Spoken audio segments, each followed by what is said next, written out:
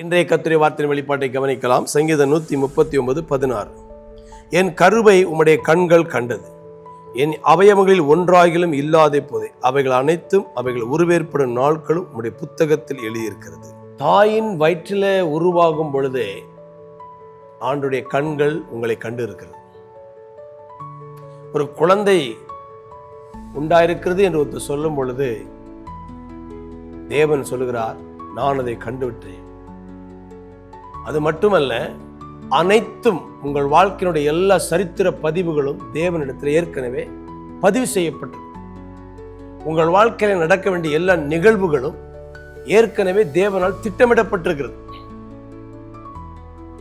தேவன் உங்களுக்கான சரித்திரத்தை அவர் எழுதி கொண்டிருக்கிறார். நீங்கள் தேவனுடைய உறவுக்கு வரும் பொழுது அந்த தேவனுடைய திட்டங்கள் உங்கள் வாழ்க்கையில நிஜமாகும். அவைகள் உருவேற்படும் நாட்கள், உங்களுக்காக தேவன் வைத்திருக்கிற திருப்பு முனைகள், உங்களுக்காக வைத்திருக்கிற தேவனுடைய ஆசீர்வாதங்கள், பிரேக் த்ரூ எல்லாவற்றையும் தேவன் திட்டமிட்டிருக்கிறார்.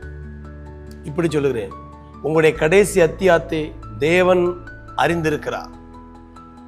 உங்கள் வாழ்க்கையை முடிக்கும்போது தேவன் உங்களை பார்த்து சொல்வார், நல்லது, உண்மையும் உத்தமுள்ள ஊழியக்காரன் சொல்வார்.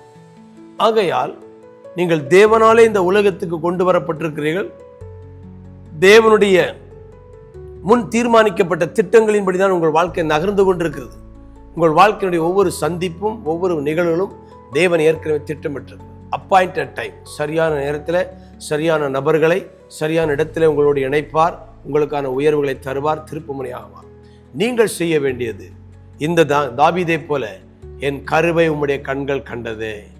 ஆண்டவர் உங்களுக்கான திட்டங்களை வைத்திருக்கிறார் என்று அவரோடு உங்கள் உறவுகளை நீங்கள் வளர்த்து கொண்டு அவருடைய உதவியை நீங்கள் ஒவ்வொரு காரியங்களுக்கும் நன்றி உள்ள வாழும் பொழுது தேவன் அனைத்தையும் உங்களுக்காக நிஜமாக்குவதை பார்ப்பீர்கள்.